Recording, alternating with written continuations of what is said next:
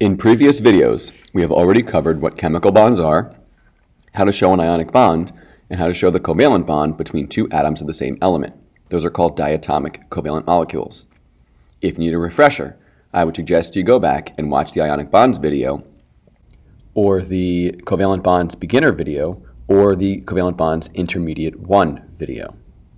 In this video, we'll talk more about examples of covalent bonds that are both nonpolar and polar. First, we'll review how to figure out the number of valence electrons. Then, we'll discuss electronegativity. If you are already familiar with these two things, then you can skip ahead in the video right to the examples.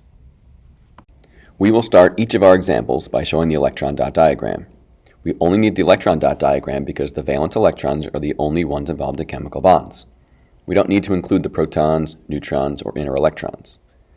We would need to use the pattern for valence electrons to make this easier. Here's that pattern. All elements in group 1 have one valence electron. That means it has one electron in the outermost shell. Group 2 has 2, group 13 has 3, group 14 has 4, and so on. We also need to work out the difference in electronegativity values for the two bonding elements. Electronegativity is basically how strongly an atom pulls on other atoms' electrons. This is really important because we think of atoms as being neutral, but in order to form a chemical bond, the atoms will either transfer or share valence electrons with other atoms and try to fill their outermost shell. This can result in the atom having no charge, a slight charge, or a full charge. We can see from this periodic table that as you go across a period, the electronegativity tends to increase. Not every element follows that pattern, but for the most part they do. As you go up a group, the electronegativity also increases. So the highest number is fluorine, 3.98, and the lowest number is francium, 0.7. We can figure out whether the bond will have no charge, called a nonpolar covalent bond, have a slight charge, called a polar covalent bond, or have a full charge, which is called an ionic bond and is discussed in a different video. To figure out which type of bond will occur, we need to find the difference in electronegativities between the two bonding atoms. If the difference is around 1.5 or higher, then it is classified as an ionic bond. If the difference is about 0 to about 0.2, it's called a nonpolar covalent bond. This means the electrons are equally shared between the two atoms. If the difference is between 0.2 and 1.4, then it's called a polar covalent bond, and the electrons are shared but not equally. All right, let's start doing some examples of covalent bonds using electron-dot diagrams. First, let's try showing the bond between carbon and chlorine. Chlorine has 7 valence electrons. It needs 1 more to fill its outermost shell. Carbon has 4 valence electrons and needs 4 more to fill its outermost shell. When a chlorine comes near a carbon, it begins pulling on one of carbon's valence electrons, trying to fill its outermost shell. The carbon starts pulling on chlorine's valence electrons. Think of it like a tug-of-war match where the stronger element will pull harder on the electron and pull it closer to it. Let's determine which element is stronger by finding the difference in electronegativities. Chlorine is 3.16, carbon is 2.55, so the difference is 0.61. This is a polar covalent bond. So chlorine is just a little bit stronger than carbon, but not strong enough to totally take the electron and become an ion. So chlorine starts pulling on the electron from carbon, and carbon is pulling on one electron from chlorine. Since neither element is strong enough to totally pull the valence electron from the other element, the two electrons end up getting stuck in the middle, and we say they are shared. The chlorine has its own 7 electrons, plus the 1 being shared from carbon gives it 8, so its shell is full. But carbon needed 4 and only got 1 back so far, so it still needs 3 more electrons to fill its outermost shell. It will start pulling on an electron from another chlorine, and that chlorine will pull on 1 from carbon. So the carbon and the second chlorine end up sharing electrons, 1 from each atom. The second chlorine now has 8, and the carbon now has 6. The carbon will start pulling on a valence electron from a third chlorine, and that chlorine will pull on 1 from carbon. So a third bond occurs. The carbon still needs 1 more, so a 4th chlorine is found. The 4th chlorine will will share one with carbon, and carbon shares one back with chlorine. Now each chlorine has its own 7, plus 1 being shared from carbon, giving each 8. The carbon has its 4, plus the 4 being shared.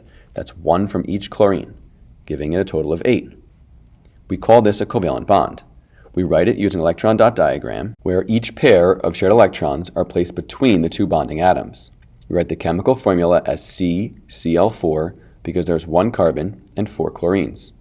You will often see a single bond between two atoms. That's 1 pair or 2 total shared electrons, written like this.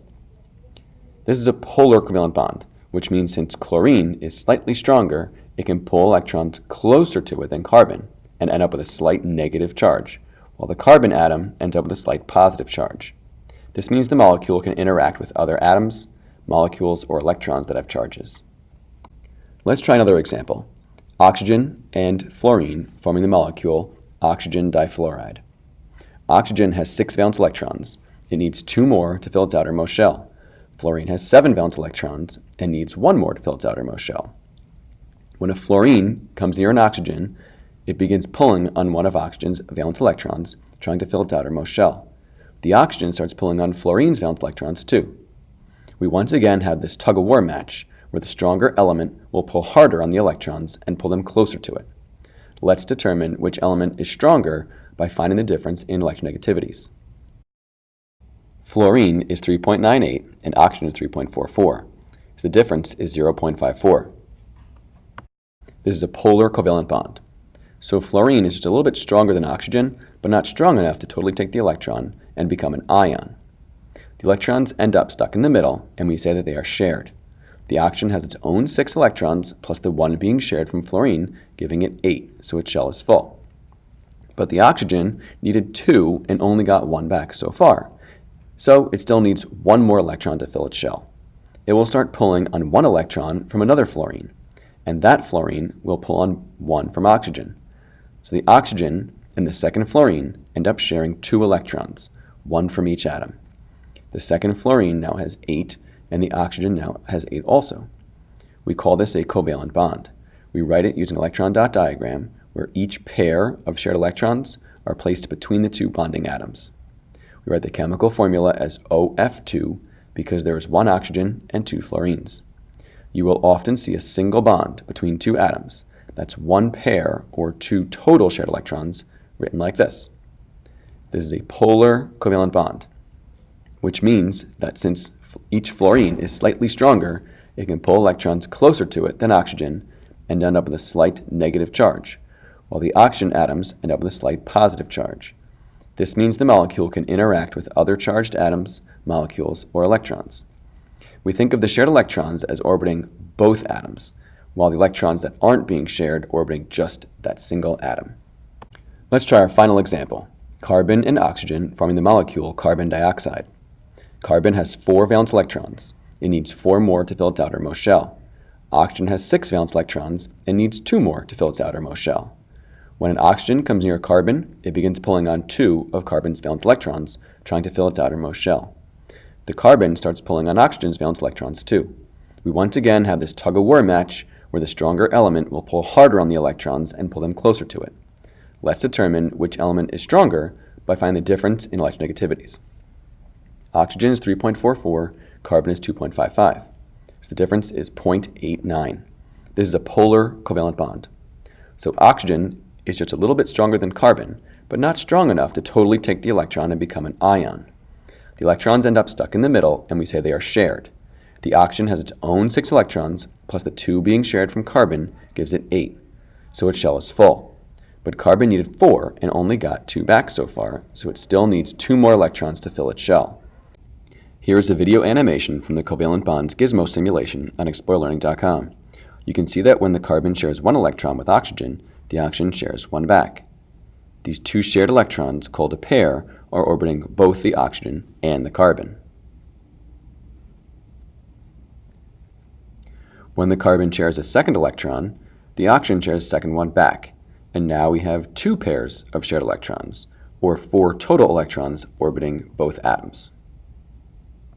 So the oxygen now has 8, but the carbon still needs 2 more to get up to 8. It will start pulling on 2 electrons from another oxygen, and that oxygen will pull on 2 from carbon. So the carbon and the second oxygen end up sharing 4 electrons, 2 from each atom. The second oxygen now has 8, and the carbon now has 8 also. We call this a covalent bond. Here is that animation again. The black carbon will then share 1 valence electron with the other oxygen to get 1 back, but it still needs 1 more to fill its outermost shell, so it shares a second one with the oxygen to get 1 back. That's 2 shared electrons from each atom, or 4 total. You can once again see that the shared electrons are orbiting both atoms, while the ones not being shared are just orbiting their own atom. We write it using an electron-dot diagram where each pair of shared electrons are placed between the 2 bonding atoms. Write the chemical formula as CO2 because there's 1 carbon and 2 oxygen atoms. You will often see a double covalent bond between 2 atoms. That's 2 pairs or 4 total shared electrons written like this. This is a polar covalent bond, which means that since oxygen is slightly stronger, it can pull electrons closer to it than the carbon and end up with a slight negative charge, while the carbon atoms end up with a slight positive charge. This means the molecule can interact with other charged atoms, molecules, or electrons.